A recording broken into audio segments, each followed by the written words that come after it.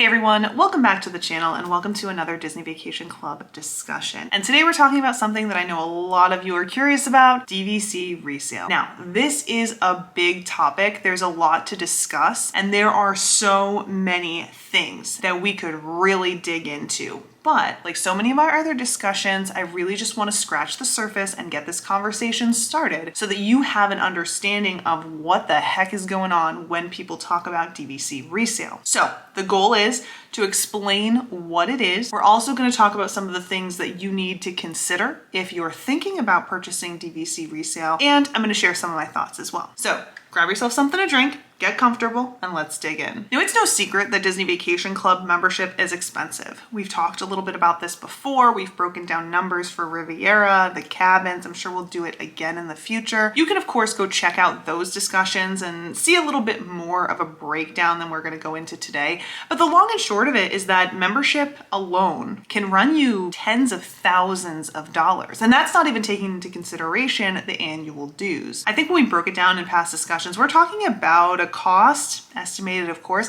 of around $100,000 over the course of 40 to 50 years. That's a lot of money. But it's also important to keep in mind that vacation and travel is expensive, no matter how you toss it. And people who travel a lot, they like to vacation often, they know that it's not hard to get to that number anyway, let alone over the course of like 50 years. And I think that that's one of the reasons that Disney Vacation Club is so appealing to so many people. But that doesn't mean that it isn't still expensive. It definitely is. Though there are ways to kind of mitigate that cost and make it more manageable for your family. Of course, we kind of touched on this in the past when we referenced the fact that you can finance your Disney Vacation Club membership, which, by the way, there's nothing wrong with. I know that people have a lot to say about financing a vacation, but the reality of the situation is as long as you're making responsible choices for you and your family and you know you'll be able to manage the expense, there's really nothing wrong with financing your Disney Vacation Club membership or anything really. But that's still not everyone's style. So are there any other options that'll help you cut the cost of being a Disney Vacation Club member? Yes, there are. And that's where DVC resale comes in. DVC resale is essentially a way of purchasing a Disney Vacation Club membership or a Disney Vacation Club contract, I should say, for less than it would be if you were to purchase that contract directly from Disney. Now, for those of you who are like, hold on, you've already lost me, let's break it down just a little bit, just so we're all on the same page. If you want to become a Disney Vacation Club member, there are two different ways that you can do that. The first is to purchase your Disney Vacation Club membership, your contracts, your points directly from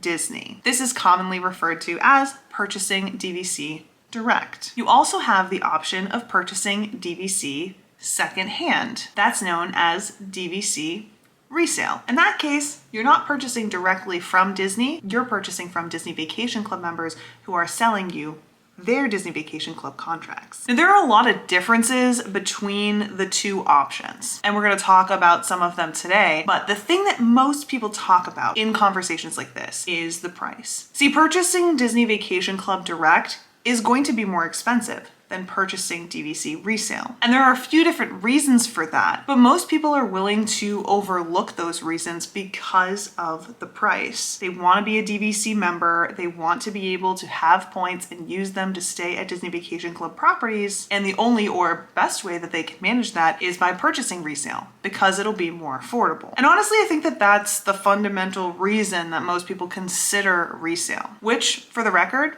I think it's totally fine. You gotta do what you gotta do, and if DVC membership is definitely right for you, but purchasing direct isn't, then resale might be the way to go. However, it's really important if you're going to go this route to understand that purchasing a membership from Disney directly is not the same as purchasing DVC resale. Not only is the process a little bit different because of who you're purchasing from, though that is way in the weeds and we're not going there today, but the membership itself, what your membership looks like and what you'll be able to do with that membership is going to be different. And that's important to keep in mind, especially if you think resale is for you. Now, we could be here all day talking about the differences between DVC direct and DVC resale. I'm not gonna get into everything here. We are going to to, of course, scratch the surface so that you at least get the conversation started in your own head and can have this conversation with your family in order to get on the path of deciding if this is right for you. So just keep that in mind as we breeze over some things. So the first thing to keep in mind when it comes to differences between DVC Direct and DVC Resale is that your benefits aren't going to be the same. Now, this doesn't mean that you won't be able to use your membership in the same way. Fundamentally, you absolutely will. Like I said, you'll have points. You could use those points in order to stay at Disney Vacation Club properties. But I'm talking about all the extra things that come with DVC memberships. If you're purchasing DVC Direct,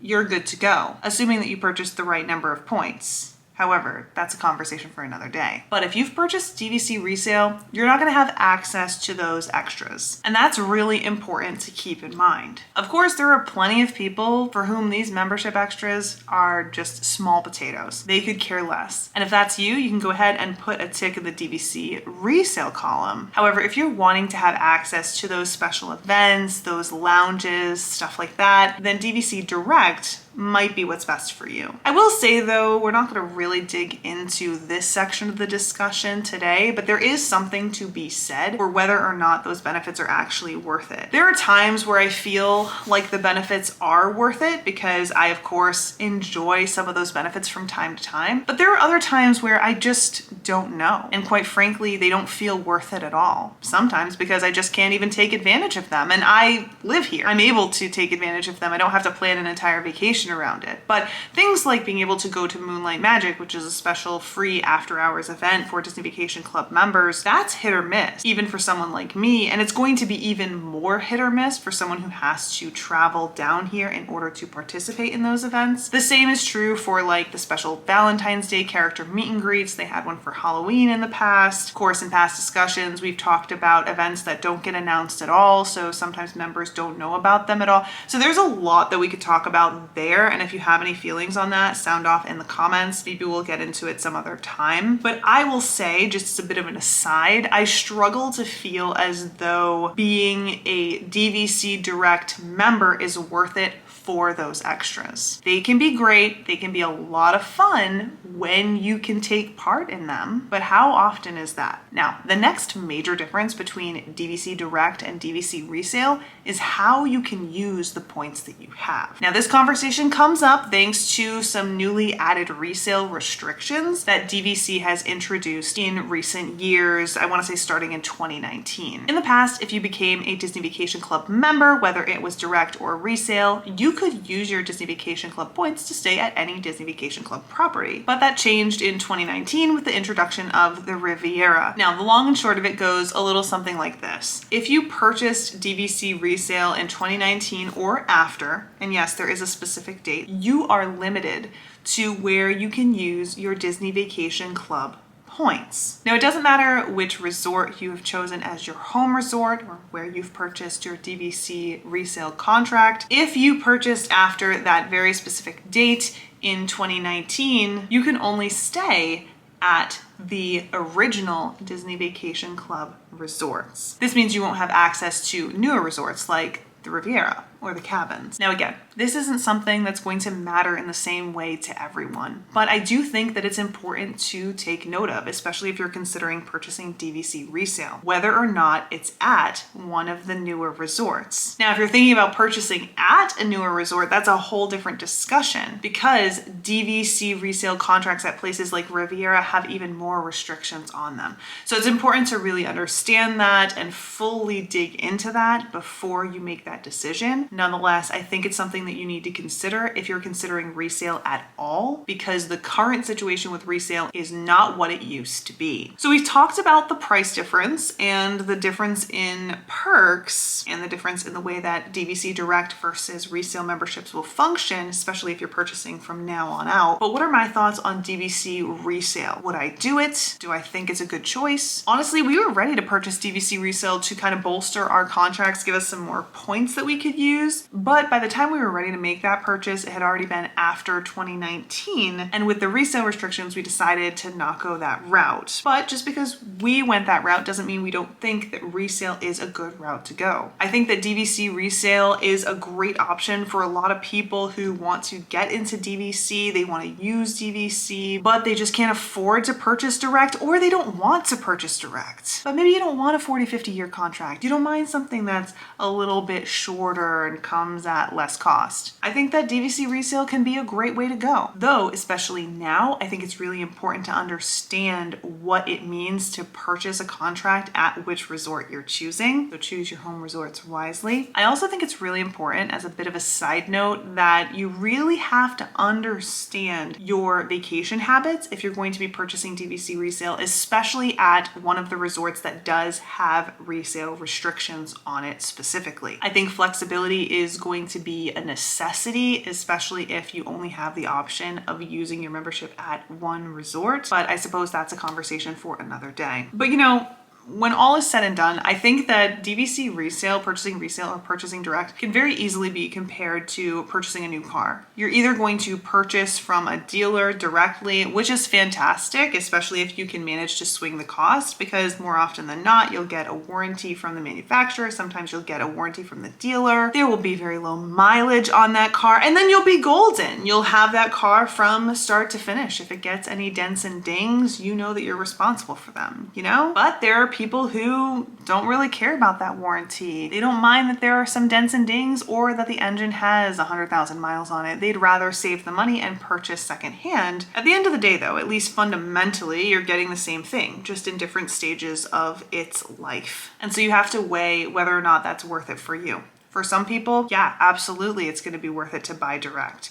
For other people, maybe not so much. But I think the only person who could make that decision is you. But as always, this is a conversation and we would love to hear from you. I know there are so many of you who have shared your story in some of our past discussions who are DVC members who purchased resale. I would love to hear your thoughts on all of this. What advice would you give someone who is thinking about purchasing DVC resale? Tell us all about it in a comment down below. Also, let us know if there are any things that you regret not having access to if you purchased resale. I know that that might seem like a negative take, but I think that understanding what you're missing out on is going to be such a key factor in understanding whether or not resale is right for you. And like I said, it's not going to matter for everyone in the same way. So I'd love to hear what you think you might be missing out on if you did go resale. Do you regret your decision? Also, if you don't regret your decision one bit, tell us about it too. I want to hear all the good things about going DVC resale as well.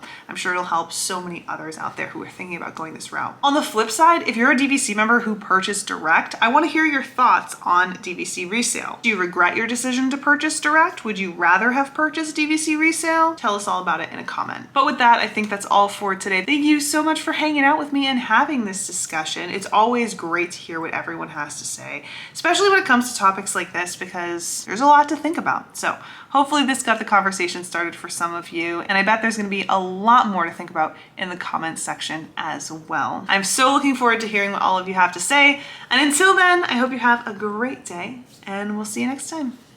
Bye.